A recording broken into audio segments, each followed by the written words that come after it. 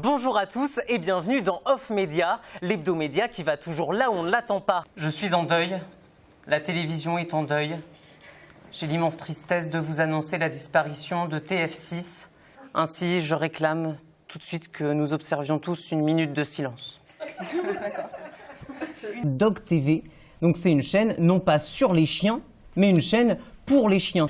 Est-ce que ça pourrait arriver justement sur la télévision française? Montebourg, Thévenoud, Closer, Trierweiler, la liste des emmerdes de François Hollande semble interminable. Marianne dénonce les dégâts d'une trahison et ces dégâts sont multiples. Et Jean-François Kahn écrit dans le magazine « Un désastre démocratique se prépare, toutes les digues peuvent sauter car l'ampleur de l'écœurement justifie toutes les transgressions. » Toutes les transgressions, ça veut dire même la transgression du vote FN.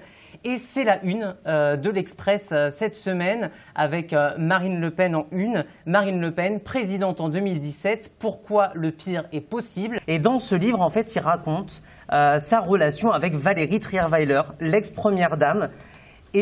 Mais ce qu'on ne savait pas, c'est qu'il s'agissait d'un canular, donc il aurait pipoté les Français, et pas seulement en matière de politique, mais aussi dans sa vie privée, puisque VSD relance le dossier Julie Gaillet. Et oui, c'est reparti. Alors oui, nous sommes dans l'actu, mais non, nous ne parlerons pas de la libération de Nabila. Même en télé-réalité et surtout en matière de télé-réalité, il faut toujours se méfier des apparences. 500 000 téléspectateurs, c'est pas suffisant, donc c'est terminé. Puisque d'après le magazine Stratégie, qui publie un sondage, c'est Christina Cordula, la magnifique reine du shopping d'M6, qui serait l'animatrice préférée des Français. Bonsoir à tous et bienvenue dans Et si on en parlait, l'émission dans laquelle on vous parle de tout. En fin d'émission, l'interview cache mais pas trash de notre invité surprise. Eh bien moi j'ai trouvé pour vous un moyen de faire un don sans débourser le moindre centime. Ah, je veux tout savoir. Et un site néerlandais a été lancé, il s'appelle theunfappening.com.